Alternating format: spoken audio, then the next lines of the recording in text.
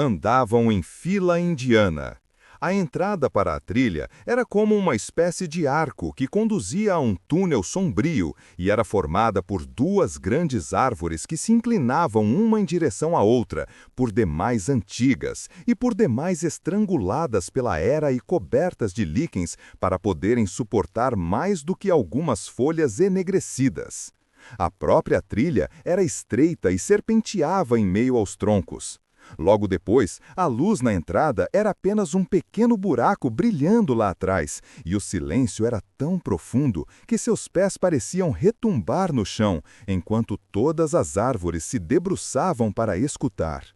À medida que seus olhos se acostumavam à escuridão, conseguiam enxergar até certa distância dos dois lados da trilha um vislumbre de luz verde e escurecida.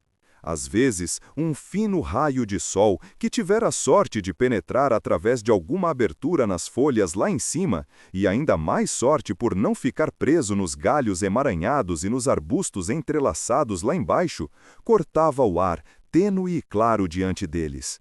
Mas isso era raro e logo cessou por completo. Havia esquilos negros na floresta. À medida que os olhos agudos e inquisitivos de Bilbo acostumavam-se a enxergar as coisas, conseguia vê-los de relance, passando ligeiros pela trilha e escondendo-se atrás dos troncos das árvores. Também havia ruídos estranhos, grunhidos, passos arrastados e correrias na vegetação rasteira e entre as folhas que em certos pontos empilhavam-se em inúmeras camadas no chão da floresta. Mas o que causava os ruídos, ele não conseguia ver. As coisas mais nojentas que viam eram as teias de aranhas. Teias escuras e densas, com fios extraordinariamente grossos, muitas vezes estendendo-se de árvore a árvore ou emaranhados nos ramos mais baixos dos dois lados. Não se via nenhuma estendida no meio da trilha, mas se era alguma mágica que mantinha o caminho limpo ou algum outro motivo, eles não sabiam dizer. Não demorou muito para que começassem a odiar a floresta com a mesma intensidade com que haviam odiado os túneis dos orques. E ela parecia oferecer ainda menos esperanças de chegar ao fim. Mas tinham de avançar sempre, mesmo muito depois de começarem a morrer de vontade de ver o sol e o céu e de ansiarem pelo vento em seus rostos. O ar não se movimentava sobre o teto da floresta. Era eternamente parado, escuro e abafado.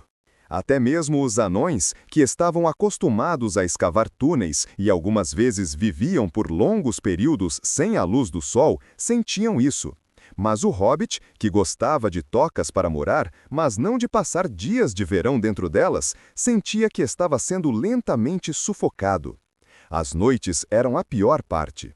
Tudo ficava escuro como breu, não o que vocês chamam cor de breu, mas breu de verdade, tão negro que realmente não se podia ver nada. Bilbo experimentou abanar a mão na frente do nariz, mas não conseguiu enxergá-la de jeito nenhum. Bem, talvez não seja verdade que não pudessem ver nada. Podiam ver olhos.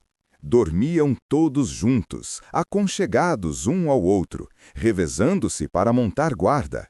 E quando era a vez de Bilbo, ele via clarões na escuridão ao redor, e às vezes pares de olhos amarelos, vermelhos ou verdes observavam-no a certa distância, e depois lentamente se apagavam e desapareciam, para entantemente surgirem brilhando de novo em outro lugar. Algumas vezes brilhavam nos galhos logo acima dele, e isso era aterrorizante. Mas os olhos de que menos gostava eram de um tipo horrível, pálido e bulboso. Olhos de insetos, pensou ele, e não de animais, só que são muito grandes. Embora ainda não estivesse muito frio, tentaram acender fogueiras de vigia durante a noite, mas logo desistiram. O fogo parecia atrair centenas de olhos ao redor deles, embora as criaturas, o que quer que fossem, tomassem o cuidado de nunca exibir seus corpos no bruxuleio das chamas. Pior ainda, atraía também milhares de mariposas cinza escuras e negras, algumas quase do tamanho de uma mão, que batiam as asas e zumbiam em volta de seus ouvidos. Não podiam aguentar aquilo, nem os enormes morcegos, negros como uma cartola. Por isso desistiram das fogueiras, e à noite sentavam-se e cochilavam na escuridão enorme e sinistra. Tudo isso se estendeu por um tempo que para o hobbit parecia séculos. E ele estava sempre com fome, pois todos tornavam extremo cuidado com as provisões. Mesmo assim, conforme os dias passavam e, ainda assim, a floresta parecia sempre a mesma, começaram a ficar apreensivos. A comida não duraria para sempre. Na verdade, já estava começando a minguar. Tentaram atirar nos esquilos e desperdiçaram muitas flechas até conseguirem abater um na trilha. Mas, quando o assaram, viram que o gosto da carne era horrível e não mataram mais nenhum esquilo. Sentiam sede também, pois tinham muito pouca água e durante aquele tempo todo não haviam visto nem fonte nem riacho. Era esse o seu estado quando um dia viram seu caminho bloqueado por um curso de água. Corria rápido e forte, mas não era muito largo e era negro, ou assim parecia na escuridão. Foi bom que Bjorn os tivesse avisado sobre esse rio, ou teriam bebido de sua água, qualquer que fosse a sua cor, e enchido alguns dos odres já vazios. Naquela situação, pensavam apenas em como atravessar o rio sem se molharem. Outrora, uma ponte de madeira o atravessava, mas havia apodrecido e caíra, deixando apenas as vigas quebradas nas margens. Bilbo, ajoelhando-se na borda e fixando os olhos à frente, gritou: "Há um barco na margem oposta! Por que não podia estar deste lado?" "A que distância acha que está?" perguntou Thorin, pois agora sabiam que Bilbo era o que melhor enxergava entre eles. "Não está longe. Acho que umas 12 jardas no máximo." 12 jardas? Eu teria pensado que eram no mínimo 30, mas meus olhos não enxergam tão bem como 100 anos atrás. Mesmo assim, 12 jardas é a mesma coisa que uma milha. Não podemos saltar e não nos arriscaremos a andar nesta água ou nadar. Algum de vocês consegue jogar uma corda? De que adiantaria isso? Mesmo que pudéssemos enganchá-lo, o que duvido, é claro, que o barco está amarrado. Não acho que esteja amarrado, disse Bilbo, mas é claro que não posso ter certeza nesta luz. Mas parece que foi apenas arrastado para a margem, que é baixa ali onde a trilha desce até a água. Dori é o mais forte, mas Fili é o mais jovem e ainda tem a visão melhor, disse Thorin. Venha aqui, Fili, e veja se consegue enxergar o barco de que o senhor bolseiro está falando. Fili achava que podia. Então, quando tinha observado um longo tempo para ter uma ideia da direção, os outros trouxeram-lhe uma corda.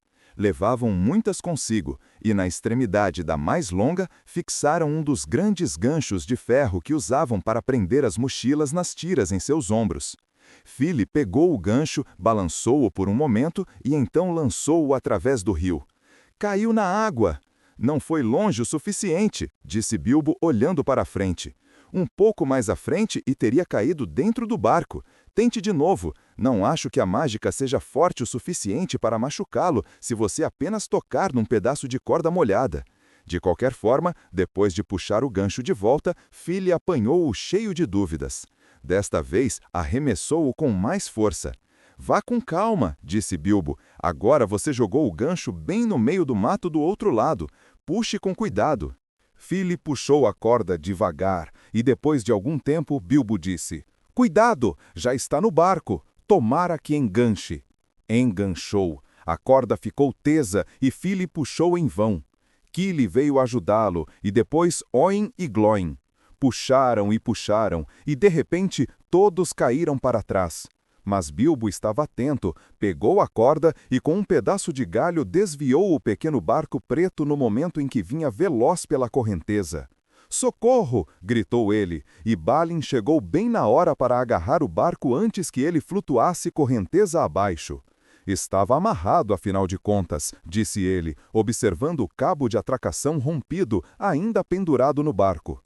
"Foi um belo puxão, meus rapazes, e ainda bem que nossa corda era a mais forte." "Quem atravessa primeiro?" perguntou Bilbo. "Eu", disse Thorin, "e você vem comigo, e Fili e Balin. É tudo o que o barco aguentará de cada vez." Depois disso, Kili, Oin, Dori e Glóin. Depois, Ori e Nori, Bifur e Bofur. Por último, Dwalin e Bombur. "Sou sempre o último e não gosto disso", disse Bombur. Hoje é a vez de outra pessoa.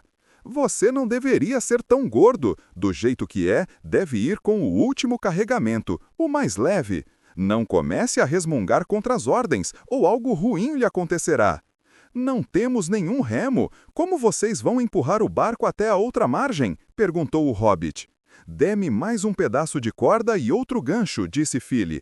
E quando estava tudo pronto, jogou-o na escuridão, tão alto e distante quanto pôde. Como o gancho não caiu de novo, perceberam que devia ter se prendido nos galhos. Entrem agora, disse Fili, e um de vocês puxa a corda que está presa a uma árvore do outro lado. Um dos outros deve segurar o gancho que usamos primeiro, e quando estivermos a salvo do outro lado, poderemos enganchá-lo no barco, e vocês podem puxá-lo. Dessa forma, logo estavam todos sãs e salvos do outro lado do rio encantado. Dwalin acabara de descer com a corda enrolada no braço, e Bombur, ainda reclamando, aprontava-se para desembarcar quando algo ruim realmente aconteceu. Ouviu-se na trilha à frente o som de cascos velozes. Da escuridão surgiu de repente a forma de um veado correndo. Avançou na direção dos anões e derrubou-os, e depois preparou-se para pular. Saltou bem alto e atravessou a água num salto poderoso, mas não atingiu a salvo o outro lado. Thorin fora o único que se mantivera calmo e de pé. Logo depois de chegarem na outra margem, preparara o arco e flecha para o caso de surgir algum guardião oculto do barco. Agora desferira um tiro rápido e certeiro na direção do animal saltador. No momento em que atingia a margem oposta, o veado tropeçou. As sombras o engoliram, mas eles ainda ouviram o som de cascos logo vacilando, e depois silêncio. Antes que pudessem aclamar o tiro, entretanto, um terrível lamento de Bilbo fez desaparecer de suas mentes qualquer pensamento sobre carne de veado. "Bombur caiu na água! Bombur está se afogando!" gritou ele. Era a pura verdade. Bombur estava apenas com um pé na terra quando o veado o derrubou ao saltar. Havia tropeçado, empurrando o barco para longe da margem, e depois caiu dentro da água escura, as mãos tentando agarrar as raízes escorregadias da borda, enquanto o barco lentamente se afastava e desaparecia. Ainda conseguiram ver seu capuz boiando na água quando correram para a margem. Jogaram depressa uma corda com um gancho em sua direção. Ele a agarrou e foi puxado até a margem. Estava encharcado do cabelo até as botas, é claro, mas isso não era o pior. Quando o deitaram na margem, já estava num sono profundo, uma mão segurando a corda com tanta força que era impossível tirá-la dali. E num sono profundo permaneceu apesar de tudo o que fizeram. Ainda estavam ao lado dele, amaldiçoando sua má sorte e a inabilidade de Bombur, lamentando a perda do barco, que os impossibilitava de voltar e apanhar o veado, quando perceberam o som enfraquecido de trompas na floresta e de cães latindo na distância. Todos ficaram quietos e ali, sentados, tiveram a impressão de ouvir o barulho de uma grande caçada ao norte da trilha, embora não pudessem ver nenhum sinal dela. Ali permaneceram por um bom tempo, sem ousar se mexer. Bombur continuava dormindo com um sorriso na cara gorda, como se não mais se preocupasse com todos os problemas que os afligiam. De repente, na trilha à frente, apareceram alguns veados brancos, uma fêmea e alguns filhotes tão brancos como o outro era preto, reluziam nas sombras. Antes que Thorin pudesse gritar, 3 dos anões já se haviam levantado de um salto e disparado flechas de seus arcos. Nenhuma pareceu acertar o alvo. Os veados viraram-se e desapareceram entre as árvores tão silenciosamente como tinham surgido. E em vão os anões continuaram atirando flechas. "Parem, parem!" gritou Thorin. Mas era tarde demais. Os anões entusiasmados tinham desperdiçado as últimas flechas, e agora os arcos que Bjorn tinha lhes dado eram inúteis. Naquela noite, o grupo esteve tristonho, e a tristeza tornou-se ainda mais forte em seus corações nos dias seguintes. Tinham atravessado o rio encantado, mas, além dele, a trilha parecia continuar como antes, e na floresta não se via nenhuma mudança. Mas, se soubessem mais sobre ela e considerassem o significado da caçada e dos veados brancos que haviam aparecido na trilha, saberiam que estavam finalmente aproximando-se da borda leste e que logo encontrariam, se pudessem manter a coragem e a esperança, árvores mais esparsas e lugares onde a luz do sol voltava a penetrar. Mas não sabiam disso, e havia o pesado corpo de Bombur, que tinham de carregar da melhor forma possível, e nesta exaustiva tarefa, eles se revezavam de 4 em 4, enquanto os outros dividiam as mochilas. Se estas não se tivessem tornado leves demais nos últimos dias, nunca teriam conseguido. Mas um Bombur adormecido e sorridente por mochilas cheias de comida era uma permuta pobre, por mais pesado que fosse. Em poucos dias, chegou um momento em que não havia praticamente mais nada que comer ou beber. Não se via nada comestível crescendo na floresta, apenas fungos e ervas com folhas amareladas e cheiro desagradável. A uns 4 dias de distância do Rio Encantado, chegaram a uma região onde a maioria das árvores eram faias. A princípio, sentiram-se inclinados a alegrar-se com a mudança, pois não havia vegetação rasteira e a sombra não era tão densa. Ao redor deles havia uma luz esverdeada e em alguns trechos conseguiam enxergar até certa distância dos 2 lados da trilha. Mesmo assim, a luz mostrava-lhes apenas fileiras intermináveis de troncos cinzentos e retos, como os pilares de algum enorme salão ao crepúsculo. Havia um sopro de ar e barulho de vento, mas o som era triste. Algumas folhas caíam farfalhando para lembrá-los de que lá fora o outono se aproximava. Seus pés afundavam nas folhas mortas de outros incontáveis outonos, trazidas pelo vento dos espessos tapetins rubros da floresta para as margens da trilha. Bombur ainda dormia, e eles estavam ficando muito cansados. Às vezes, ouviam um riso perturbador. Outras também cantoria na distância. O riso era o riso de vozes belas, não de orques.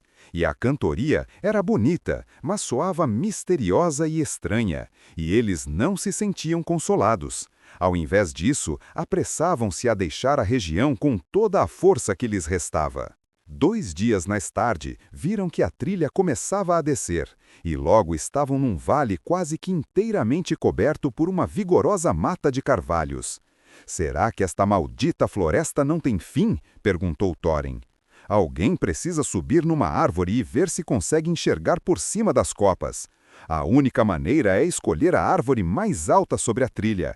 É claro que alguém queria dizer Bilbo. Eles o escolheram porque, para obter algum sucesso, quem subisse precisaria erguer a cabeça acima das folhas mais altas e, portanto, tinha de ser leve o suficiente para que os galhos mais altos e finos pudessem sustentá-lo. O pobre senhor bolseiro nunca tivera muita prática em subir em árvores, mas eles o levantaram até os galhos mais baixos de um enorme carvalho que crescia bem na trilha, e assim ele subiu da melhor maneira que pôde. Abriu caminho através dos galhos entrelaçados, levando muitos golpes nos olhos. A casca envelhecida dos galhos maiores deixou-o esverdeado e encardido. Mais de uma vez escorregou e quase não conseguiu segurar-se a tempo. E, finalmente, depois de uma terrível batalha, num ponto difícil onde parecia não haver nenhum galho conveniente, Bilbo chegou perto do topo. Todo o tempo imaginava se não havia aranhas nas árvores e como iria descer de novo, se não fosse caindo. No fim, enfiou a cabeça acima do teto de folhas e aí sim encontrou aranhas. Mas eram só aranhas pequenas, de tamanho comum, e estavam caçando borboletas. A luz quase cegou os olhos de Bilbo. Podia ouvir os anões gritando para ele lá de baixo, mas não conseguia responder. Conseguia apenas ficar ali piscando. O sol brilhava muito e demorou um longo tempo até que conseguisse suportá-lo. Quando conseguiu, viu por toda a volta um mar verde escuro, agitado aqui e ali pela brisa, e centenas de borboletas por todos os lados. Acho que eram uma espécie de imperador purpúreo, uma borboleta que adora as copas das matas de carvalho. Mas aquelas não eram nem um pouco purpúreas, eram de um negro aveludado muito profundo, sem qualquer marca que se pudesse ver. Bilbo ficou observando os imperadores negros por longo tempo e apreciando a sensação da brisa em seu cabelo e seu rosto, mas, por fim, os gritos dos anões, que agora simplesmente sapateavam de impaciência lá embaixo, fizeram-no lembrar de sua verdadeira missão. Não adiantava. Por mais que olhasse, não via o fim das árvores e das folhas em nenhuma direção. Seu coração, que se alegrara com a visão do sol e a sensação do vento, voltou a mergulhar no mais profundo desânimo. Não haveria comida lá embaixo quando descesse. Na verdade, como eu já lhes disse, não estavam longe da borda da floresta. E se Bilbo tivesse o bom senso de perceber, a árvore na qual subira, embora fosse alta, erguia-se perto do fundo de um amplo vale, de modo que de seu topo as árvores pareciam elevar-se por toda a volta, formando como que uma grande tigela, e ele não conseguiria ver até que distância ainda se estendia a floresta. Mas não percebeu e desceu tomado pelo desespero. Finalmente chegou lá embaixo, arranhado, com calor e arrasado. E, depois de descer, não conseguia ver nada na escuridão. Seu relato logo deixou os outros tão arrasados quanto ele. A floresta continua para todo sempre, em todas as direções. O que vamos fazer? E de que adianta mandar um hobbit? Exclamaram eles, como se a culpa fosse de Bilbo. Não deram a mínima atenção às borboletas e só ficaram mais enfurecidos quando eles lhes contou da agradável brisa, que não poderiam apreciar por serem pesados demais para subir. Naquela noite comeram os últimos restos e migalhas de comida, e na manhã seguinte, quando acordaram, a primeira coisa que perceberam foi que ainda estavam morrendo de fome, e a segunda coisa foi que estava chovendo e que aqui e ali pingos caíam pesadamente na floresta. Isso só os fez lembrar que também estavam morrendo de sede, sem que pudessem fazer nada para aliviá-la. Não se pode matar uma sede terrível debaixo de carvalhos gigantes, esperando que uma gota caia na língua. O único pingo de consolo que tiveram veio inesperadamente de Bombur. Ele acordou de repente e sentou-se, coçando a cabeça. Não tinha a menor ideia de onde estava, nem por que sentia tanta fome, pois esquecera tudo o que tinha acontecido desde que haviam iniciado a viagem naquela manhã de maio, muito tempo atrás. A última coisa de que se lembrava era a festa na casa do Hobbit, e tiveram muita dificuldade em fazê-lo acreditar na história das muitas aventuras vividas desde então. Quando ouviu que não havia nada para comer, Bombur sentou-se e chorou, pois sentia-se fraco e com as pernas bambas. "Por que fui acordar?" exclamou ele. "Estava sonhando coisas tão lindas." "Sonhei que estava caminhando numa floresta muito parecida com esta, mas iluminada por tochas nas árvores, por lamparinas penduradas nos galhos e fogueiras queimando no chão. E havia um banquete que continuava para sempre.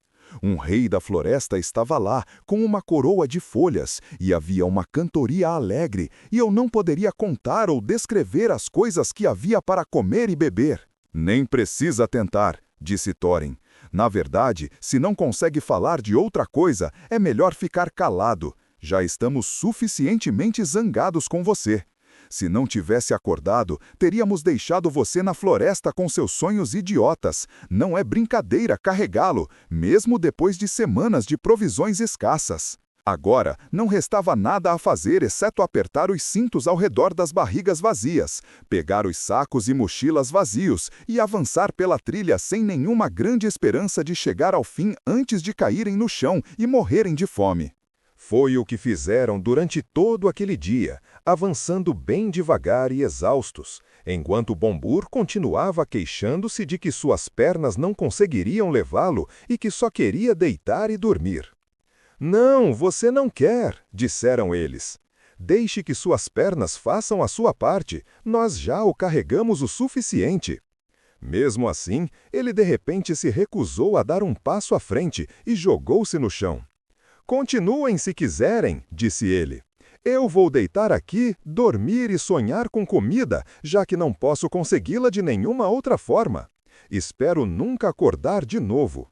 Naquele exato momento, Balin, que estava um pouco à frente, gritou: Que foi aquilo? Tive a impressão de ter visto uma luz piscando na floresta. Todos olharam e, a uma grande distância, ao que parecia, viram um brilho vermelho no escuro. Depois outro e outro surgiram ao lado do primeiro. Até mesmo Bumbur se levantou, e eles correram pela trilha, sem se preocuparem se eram trolls ou orques. A luz estava adiante e à esquerda da trilha, e quando finalmente emparelharam com ela, parecia claro que havia tochas e fogueiras queimando sob as árvores, mas a uma boa distância da trilha. Parece até que meus sonhos estão se tornando realidade, disse Bombur ofegante, bufando atrás dos outros.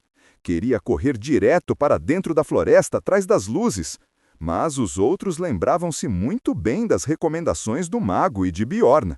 Um banquete não adiantaria nada se nunca conseguíssemos voltar vivos dele, disse Thorin. Mas sem um banquete não permaneceremos vivos por muito tempo, disse Bombur, e Bilbo concordou com ele vigorosamente. Discutiram e rediscutiram o assunto por um longo tempo, até que, por fim, todos concordaram em mandar 2 espiões chegar sorrateiramente perto das luzes e descobrir mais sobre elas. Mas então não conseguiram concordar sobre quem deveria ser enviado. Nenhum deles parecia ansioso por correr o risco de se perder e nunca mais encontrar os amigos. No fim, apesar de todas as recomendações, a fome decidiu por eles, porque Bombur continuava descrevendo todas as coisas boas que havia para comer de acordo com seu sonho, no banquete silvestre. Então, todos deixaram a trilha e mergulharam juntos na floresta. Depois de se arrastarem por um bom tempo, espiaram por trás dos troncos e avistaram uma clareira onde algumas árvores haviam sido derrubadas e o chão nivelado. Havia muitas pessoas ali com aparência de elfos, todos vestidos de verde e marrom, e sentados em anéis cerrados das árvores derrubadas, formando um grande círculo. Havia uma fogueira no meio, e tochas amarradas a algumas das árvores ao redor, e a visão mais esplêndida de todas, estavam comendo, bebendo e rindo muito. O cheiro de carnes assadas era tão encantador que, sem esperar para consultar os outros, cada um deles se levantou e correu para o círculo com a única ideia de implorar por um pouco de comida. Logo que o primeiro pisou na clareira, todas as luzes se apagaram como que por mágica.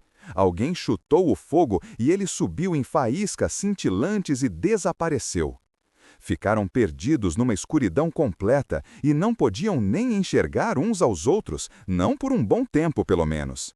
Depois de andarem às cegas freneticamente no escuro, caindo sobre troncos, trombando com árvores, gritando e chamando até provavelmente acordarem todos os seres da floresta num raio de milhas, finalmente conseguiram reunir-se e contarem pelo tato quantos eram. Já tinham então esquecido, é claro, a direção em que ficava a trilha, e estavam completamente perdidos, pelo menos até a manhã seguinte. Não restava mais nada a fazer a não ser acomodarem-se ali durante a noite. Nem mesmo ousaram vasculhar o chão à cata de restos de comida, com medo de se separarem de novo. Mas não fazia muito tempo que estavam deitados e Bilbo estava apenas começando a sentir sono, quando Dori, cujo turno de guarda era o primeiro, sussurrou: As luzes estão aparecendo de novo lá adiante, e agora há mais luzes do que nunca. Pularam todos de pé. Ali, com certeza, não muito longe, havia vários pontos de luz piscando, e eles ouviam claramente as vozes e os risos. Esgueiraram-se lentamente na direção delas, em fila indiana, cada um segurando as costas do que ia à frente. Quando chegaram perto, Thorin disse: Nada de correr desta vez. Ninguém deve sair do esconderijo até que eu diga. Vou mandar primeiro o Sr. Taiko. Bolseiro sozinho para conversar com eles. Não sentirão medo deles. E eu não vou sentir medo deles? Pensou Bilbo. E, de qualquer forma, espero que não lhe façam nenhum mal. Quando chegaram à borda do círculo de luzes, empurraram Bilbo à frente. Antes que tivesse tempo de colocar o anel, ele tropeçou e foi iluminado pelo brilho das fogueiras e tochas. Não adiantava. Todas as luzes se apagaram de novo e fez-se escuridão completa. Se fora difícil reunirem-se antes, desta vez foi muito pior. E eles simplesmente não conseguiam encontrar o Hobbit. Toda vez que se contavam, a soma dava 13. Gritavam e chamavam: Bilbo Bolseiro! Hobbit! Seu Hobbit miserável! Ei, Hobbit! Maldito seja! Onde você se meteu? E outras coisas do tipo. Mas não houve resposta. Estavam quase perdendo as esperanças quando Dobby tropeçou nele por mera sorte. No escuro, o anão caiu sobre algo que julgou ser um tronco e descobriu que era o Hobbit dormindo profundamente. Foi necessário sacudi-lo bastante para acordá-lo, e quando ele acordou, não ficou nem um pouco satisfeito. Estava tendo um sonho tão adorável, resmungou ele, um jantar esplêndido. Céus, ele ficou como Bombur, disseram eles. Não nos diga nada sobre sonhos. Jantares somados não servem para nada e não dá para dividir. São os melhores que posso conseguir neste lugar horrível, murmurou ele, deitando-se ao lado dos anões e tentando adormecer para encontrar de novo seu sonho. Mas aquela não foi a última das luzes na floresta. Mais tarde, quando a noite devia estar já avançada, Kili, que estava de vigia, veio e acordou todos de novo, dizendo: há um clarão razoável não muito longe daqui. Centenas de tochas e muitas fogueiras devem ter sido acesas de repente e por mágica. E escutem a cantoria e as harpas. Narrador de histórias de fantasia.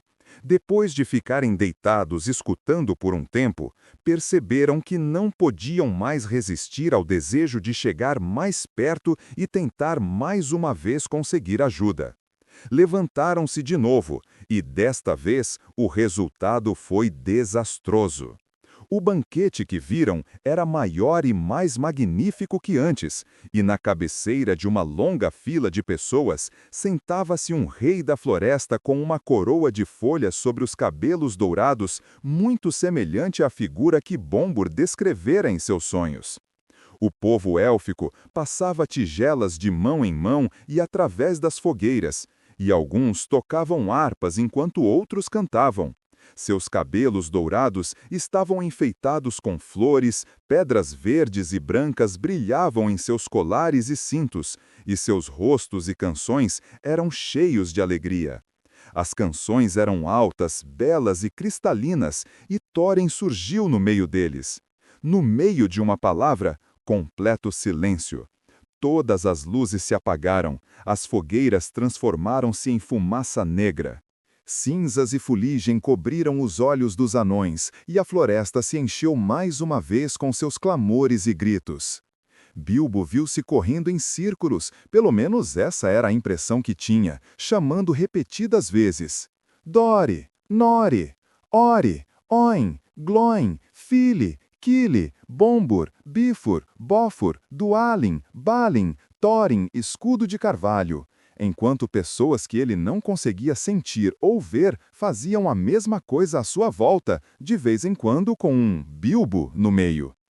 Mas os gritos dos outros foram ficando cada vez mais fracos e distantes, e, embora depois de algum tempo Bilbo tivesse a impressão de que se transformavam em berros e pedidos de ajuda muito distantes, todos os ruídos por fim silenciaram, e ele ficou sozinho em total silêncio e escuridão. Foi um de seus momentos mais terríveis. Mas logo o Hobbit decidiu que não adiantava fazer alguma coisa até que o dia chegasse com alguma luz, e era inútil ficar vagando ao léu e se cansando sem nenhuma esperança de um desjejum que pudesse reanimá-lo. Então recostou-se numa árvore e, não pela última vez, ficou pensando em sua distante toca de Hobbit com suas belas dispensas. Estava perdido em pensamentos de toucinho com ovos e torradas com manteiga, quando sentiu algo tocá-lo. Algo como uma corda forte e pegajosa estava em sua mão esquerda, e, quando tentou se mover, percebeu que suas pernas já estavam presas na mesma coisa, de modo que caiu quando tentou se levantar. Então a grande aranha, que se ocupara em amarrá-lo enquanto ele cochilava, veio por trás dele e o atacou. Bilbo só conseguia ver os olhos da coisa, mas sentia suas pernas peludas enquanto ela lutava para enrolá-lo em seus abomináveis fios. Teve sorte por voltar assim em tempo. Logo, não poderia mais se mexer. Do jeito que estava, lutou desesperadamente até se libertar. Repeliu a criatura com as mãos, ela tentava envenená-lo para mantê-lo imóvel, como as aranhas pequenas fazem com as moscas, até que se lembrou de desembainhar a espada. Então, a aranha deu um salto para trás e ele teve tempo de cortar os fios e libertar as pernas. Depois disso, era a sua vez de atacar. Era evidente que a aranha não estava acostumada a seres com esse tipo de ferrão, ou teria se afastado mais depressa. Bilbo atacou-a antes que ela pudesse desaparecer e feriu-a com a espada bem nos olhos. Então ela enlouqueceu e saltou, dançou e jogou as pernas em espasmos hediondos, até que ele a matou com outro golpe. Depois caiu no chão e não se lembrou de mais nada por um longo tempo. Quando voltou a si, viu ao seu redor a costumeira luz cinzenta e fraca do dia da floresta. A aranha jazia morta ao seu lado, e a lâmina da espada estava manchada de negro. De alguma forma, ter matado a aranha gigante, sozinho na escuridão, sem a ajuda do mago ou dos anões, ou de qualquer outra pessoa, fez uma grande diferença para o senhor bolseiro. Sentiu-se uma nova pessoa. Muito mais feroz e corajosa a despeito do estômago vazio, enquanto limpava a espada na grama e a colocava de volta na bainha. «Vou dar-lhe um nome», disse a ela o hobbit. «Vou chamá-la Ferroada». Depois disso, partiu em exploração. A floresta estava sinistra e silenciosa, mas era óbvio que, antes de mais nada, tinha de procurar os amigos, que provavelmente não estavam muito longe, a não ser que tivessem sido aprisionados pelos elfos, ou coisas piores. Bilbo sentia que não era seguro gritar e ficou parado por um longo tempo, perguntando-se em que direção ficava a trilha e em que direção deveria procurar os anões. «Ah, por que não nos lembramos do conselho de Bjorn e de Gandalf?» lamentou ele.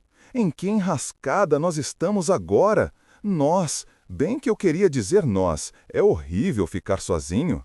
No final, tentou adivinhar da melhor maneira possível a direção de onde vinham os gritos de socorro que ouvira durante a noite, e, por sorte, Bilbo nascera com uma boa quantidade dela, adivinhou mais ou menos certo, como vocês vão ver. Depois de decidir, esgueirou-se com a maior perícia possível. Os hobbits são peritos no que se referem ao silêncio, especialmente em florestas, como eu já lhes disse. Além disso, Bilbo colocara o anel no dedo antes de partir. É por isso que as aranhas não o viram nem o ouviram chegando. Avançara por alguma distância furtivamente quando notou um lugar de sombra densa e negra à frente, mais negra até que a floresta, como um trecho de meia-noite que tivesse ficado para trás. Quando se aproximou, viu que era feito de teias de aranhas, entrelaçadas umas às outras por cima e por trás. De repente, viu também que havia aranhas enormes e horríveis nos galhos acima de sua cabeça e, com ou sem anel, tremeu de medo de que elas pudessem descobri-lo.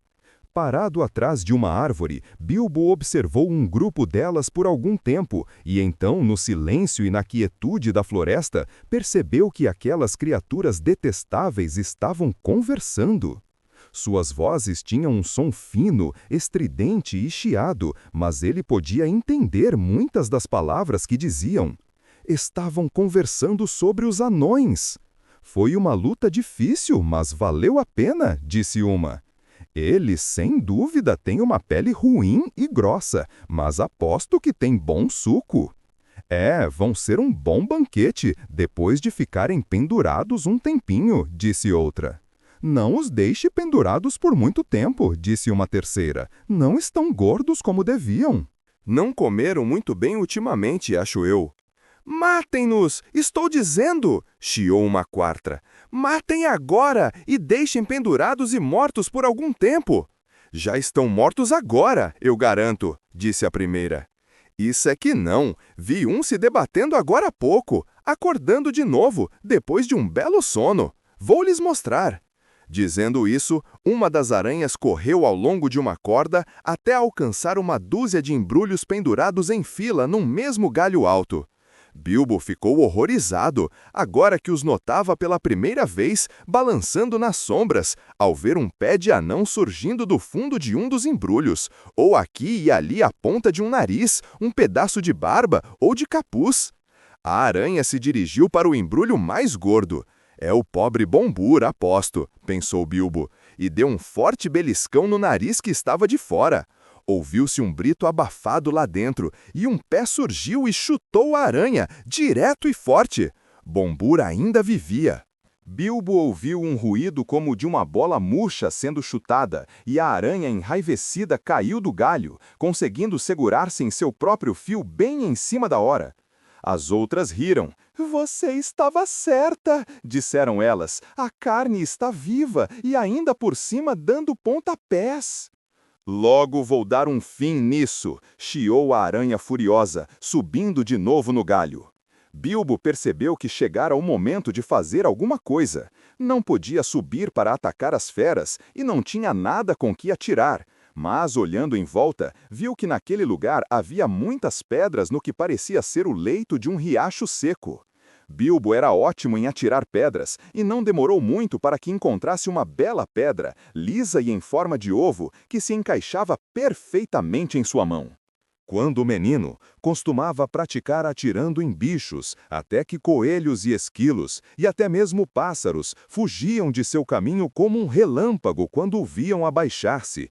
E mesmo adulto, ele passara grande parte de seu tempo jogando malha, dardos, tiro-alvo, boliche e outros jogos não violentos do tipo mira e arremesso.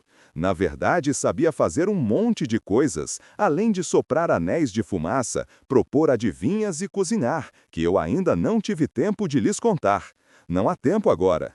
Enquanto Bilbo apanhava pedras, a aranha alcançava Bombur, que logo estaria morto. Naquele momento, Bilbo atirou. A pedra acertou em cheio a cabeça da aranha, que caiu da árvore sem sentidos, estatelando-se no chão, com todas as pernas para o ar. A próxima pedra passou zunindo através de uma grande teia, arrebentando suas cordas. A aranha que estava no meio caiu, plof, morta. Depois disso, houve grande confusão na colônia das aranhas, e garanto-lhes que elas esqueceram os anões por algum tempo. Não podiam ver Bilbo, mas podiam muito bem adivinhar a direção de onde as pedras vinham. Depressa como um raio, vieram correndo e balançando na direção do hobbit, lançando seus longos fios em todas as direções, até que o ar parecia cheio de armadilhas ondulantes. Bilbo, entretanto, logo se esgueirou para um outro lugar.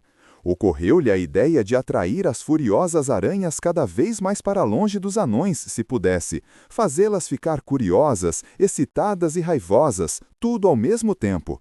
Quando mais 50 tinham chegado ao lugar onde ele antes estivera, Bilbo jogou mais algumas pedras nelas e em outras que tinham parado mais atrás. Depois, dançando em meio às árvores, começou a cantar uma canção para enfurecê-las e atraí-las todas para onde estava, e também para permitir que os anões ouvissem sua voz. Foi isto o que cantou. Aranha velha e gorda, tecendo sua teia. Velha e gorda aranha, você não me apanha. Aranhinha, aranhinha, você não vai parar. Largue dessa teia e venha me pegar. Aranhoca, aranhoca, você é só barriga. Aranhoca, aranhoca, você é uma boboca. Aranhinha, aranhinha, você já vai descer? Não pode me prender. Aqui em cima estou na minha. Uma canção não muito boa, talvez, mas vocês devem se lembrar de que ele mesmo teve de improvisá-la, num momento muito delicado. O efeito, de qualquer forma, foi o esperado. Enquanto cantava, jogou mais algumas pedras e bateu os pés no chão. Praticamente todas as aranhas do lugar vieram atrás dele. Algumas desceram ao chão, outras correram ao longo dos galhos, pulando de árvore em árvore ou jogando novas cordas através dos espaços escuros. Vieram no encalço do barulho mais depressa do que ele esperava. Estavam terrivelmente raivosas. Além das pedras, nenhuma aranha jamais gostou de ser chamada de aranhoca, E boboca, é claro, é ofensivo para qualquer um. Bilbo correu para se esconder num lugar diferente, mas várias das aranhas tinham agora ido para diversos pontos da clareira onde viviam e se ocupavam em tecer teias em todos os espaços entre os troncos das árvores. O hobbit logo ficaria preso numa cerca densa de teias feita em toda a sua volta, pelo menos essa era a ideia das aranhas. Parado no meio dos bichos caçando e tecendo, Bilbo juntou toda a sua coragem e começou uma nova canção. A aranha gordona, a aranha bobona, tecendo a teia para me pegar. Minha carne é gostosa, é a mais saborosa, mas você não consegue me achar. Eu estou aqui, aranhinha malvada. Você é gorda, você é modorrenta. Você não me pega, por mais aplicada em sua teia gosmenta. Com isso, virou-se e percebeu que o último espaço entre duas altas árvores fora fechado por uma teia. Mas, por sorte, não uma teia adequada, apenas longos fios de teia de aranha, duplamente grossos, passados apressadamente para a frente e para trás de um tronco a outro. Empunhou então sua pequena espada, cortou os fios em pedaços e saiu cantando. As aranhas viram a espada, embora ache que não sabiam do que se tratava, e imediatamente todo o bando veio correndo atrás do hobbit pelo chão e pelos galhos, pernas peludas pulando, pinças e fiandeiras estalando, olhos esbugalhados, cheios de espuma e ira. Seguiram-no floresta adentro até que Bilbo não ousou avançar mais. Então, mais silencioso que um rato, ele voltou. Tinha muito pouco tempo, sabia disso, antes que as aranhas frustradas voltassem para suas árvores, onde estavam pendurados os anões. Nesse intervalo, teria de resgatá-los. A pior parte do serviço era alcançar o longo galho do qual pendiam os embrulhos. Acho que não teria conseguido se, por sorte, uma aranha não tivesse deixado uma corda pendurada. Com sua ajuda, embora a corda grudasse nas mãos e o machucasse, ele subiu, mas deparou com uma aranha velha, modoventa, malvada e gorda, que ficara para trás vigiando os prisioneiros e estivera ocupada a beliscá-los para ver qual era o mais suculento. Pensara em começar o banquete enquanto as outras estavam longe, mas o senhor bolseiro estava com pressa, e antes que a aranha soubesse o que se passava, sentiu a ferroada do hobbit, rolou do galho e caiu morta no chão. O próximo serviço de Bilbo era libertar um anão. O que devia fazer? Se cortasse a corda na qual estava pendurado, o pobre anão cairia de uma altura razoável. Meneando o corpo ao longo do galho, o que fez com que os pobres anões dançassem e balançassem como frutos maduros, alcançou o primeiro embrulho. Fili ou Kili, pensou ele, por causa da ponta de um capuz azul que aparecia em cima. Mais provavelmente Fili, pensou ele, ao ver a ponta de um nariz comprido saindo do meio dos fios. Conseguiu, debruçando-se, cortar a maioria dos fios fortes e pegajosos que o prendiam, e então, chutando e se debatendo muito, a maior parte de Fili emergiu. Receio que Bilbo realmente tenha rido ao vê-lo mexendo os braços e pernas enrijecidos enquanto dançava suspenso pelas axilas nas cordas das aranhas, exatamente como um desses brinquedos engraçados que se equilibram num arame. De um modo ou de outro, Fili conseguiu subir no galho, e depois fez o que pôde para ajudar o hobbit, embora sentisse enjoo e mal-estar por causa do veneno das aranhas e por ter ficado suspenso e amarrado a maior parte da noite e o dia seguinte, apenas com o nariz de fora. Levou um tempo enorme até que conseguisse retirar aquela coisa nojenta dos olhos e sobrancelhas, e, quanto à barba, teve de cortá-la quase que por inteiro. Bem, os dois começaram a içar primeiro um anão e depois outro, para então cortarem os fios que os prendiam. Nenhum deles estava melhor que Fili, e alguns estavam pior. Alguns mal tinham conseguido respirar, narizes grandes algumas vezes são úteis, como vocês podem perceber, e outros tinham sido mais envenenados. Dessa maneira, resgataram Kili, Bifur, Bofur, Dori e Nori.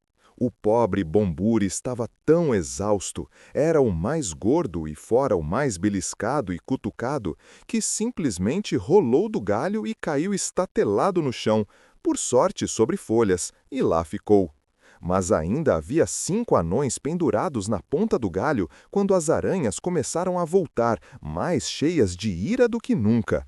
Bilbo imediatamente foi para a ponta do galho mais próxima do tronco e manteve afastadas as que subiam. Tirara o anel ao resgatar Fili e esquecera-se de colocá-lo de novo, e todas começaram a esbravejar e chiar. Agora vemos sua criaturinha nojenta, vamos devorá-lo e deixar sua pele e seus ossos pendurados numa árvore. Ele tem um ferrão, não é?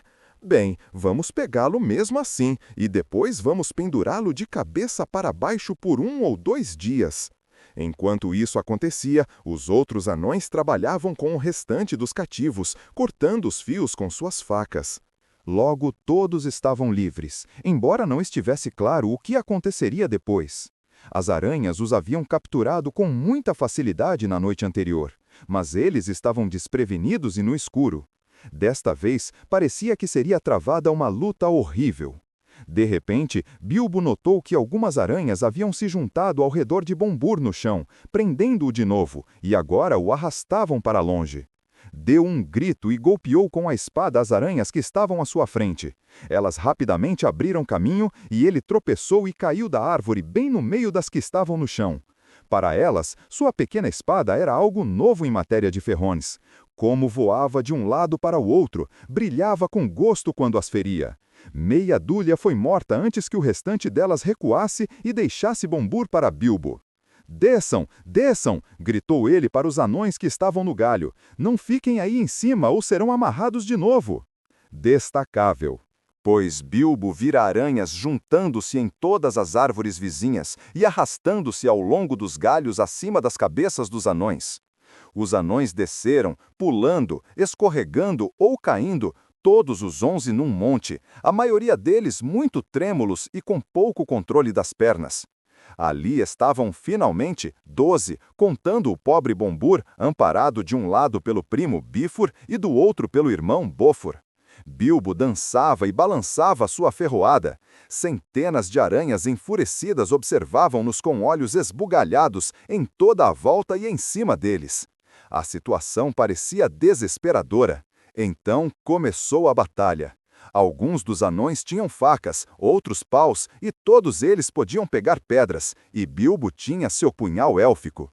Repetidas vezes as aranhas foram rechaçadas e muitas morreram, mas aquilo não podia continuar por muito tempo. Bilbo estava quase exausto. Apenas 4 anões conseguiam se manter de pé com firmeza, e logo todos seriam vencidos como moscas inermes. As aranhas já começavam a tecer suas teias em toda a volta deles, de uma árvore a outra. No fim, Bilbo não conseguia pensar em nenhum plano, a não ser deixar que os anões conhecessem o segredo de seu anel. Sentia muito por isso, mas era inevitável.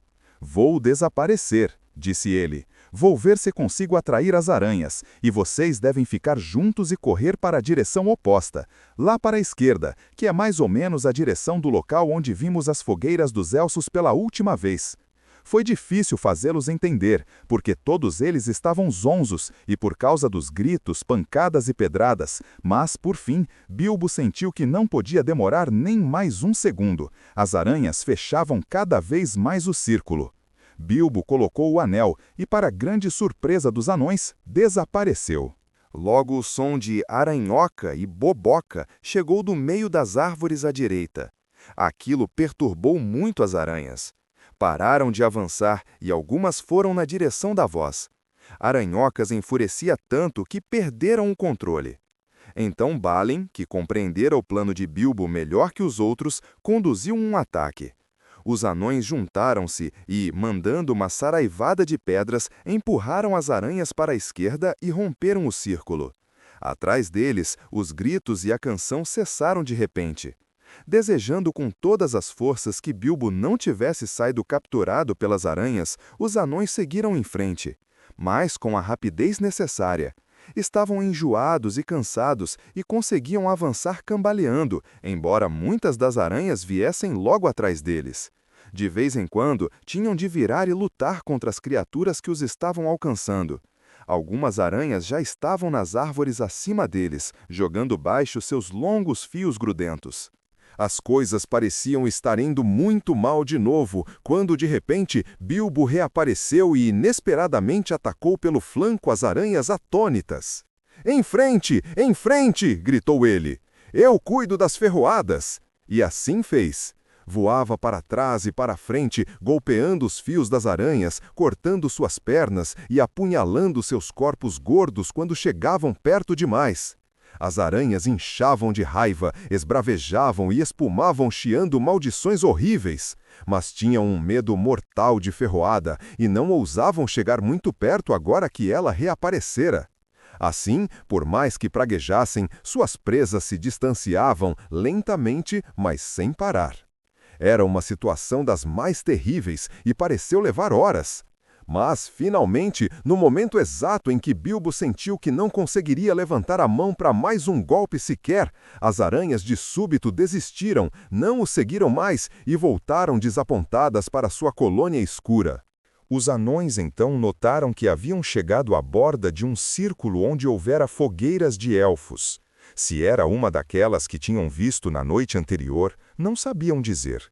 Mas parecia que um pouco de boa mágica ainda permanecia em alguns pontos, e disso as aranhas não gostavam. De qualquer forma, ali a luz era mais verde e os ramos menos grossos e ameaçadores, e todos tiveram uma oportunidade de descansar e tomar fôlego. Ficaram ali deitados por algum tempo, bufando e ofegando. Mas logo começaram a fazer perguntas. Exigiam detalhadamente explicado todo o negócio do desaparecimento e o achado no anel interessou-os tanto que por alguns instantes esqueceram seus problemas. Balin, em particular, insistia em ouvir outra vez a história de Gollum, com adivinhas e tudo, com o anel no lugar adequado. Mas depois de algum tempo, a luz começou a diminuir e então outras perguntas foram feitas. Onde estavam? Onde estava a trilha? Onde havia comida? E o que iriam fazer? Fizeram essas perguntas vezes e vezes, e era do pequeno Bilbo que pareciam esperar as respostas. Com isso, vocês podem perceber que haviam mudado muito de opinião sobre o Senhor Bolseiro e passado a sentir um grande respeito por ele, como Gandalf dissera que fariam. Na verdade, esperavam realmente que ele pensasse em algum plano maravilhoso para ajudá-los, e não estavam apenas resmungando. Sabiam muito bem que, não fosse pelo Hobbit, logo teriam sido mortos, e agradeceram-lhe muitas vezes. Alguns até se levantaram e curvaram até o chão diante dele, embora caíssem devido ao esforço e não conseguissem pôr-se de pé de novo por algum tempo. Saber a verdade sobre o desaparecimento não alterou de modo algum a opinião deles sobre Bilbo, pois perceberam que o Hobbit tinha certa inteligência, além de sorte e um anel mágico, e todas as três coisas são posses muito úteis. Na verdade, elogiaram-no tanto que Bilbo começou a sentir que, afinal de contas, realmente havia nele algo de aventureiro destemido, mas teria se sentido bem mais destemido se houvesse algo para comer. Mas não havia nada, nada mesmo, e nenhum deles estava em condições de sair para procurar algo ou para encontrar a trilha perdida. A trilha perdida? Nenhuma outra ideia vinha à cabeça cansada de Bilbo. Apenas ficou sentado, observando em sua frente as intermináveis árvores, e depois de algum tempo, todos ficaram em silêncio novamente. Todos menos Balin. Muito depois de todos terem parado de falar e fechado os olhos, ele continuava murmurando e rindo consigo mesmo. Gollum, ora, ora! Então foi assim que ele passou por mim, não é? Agora eu sei! Foi se esgueirando, não é, senhor Bolseio? Botões todos esparramados na soleira da porta? Bom e velho Bilbo, ó Bilbo, Bilbo Bobobou! E então adormeceu, e fez-se silêncio completo por um longo tempo. De repente, Dwalin abriu um olho e olhou em volta. Onde está Thorin? Perguntou ele. Foi um choque terrível. É claro que só havia 13 deles, 12 anões e um hobbit. Onde estaria Thorin? Ficaram perguntando-se que destino maligno fora-lhe reservado, mágica ou negros monstros, e perdidos na floresta sentiam calafrios.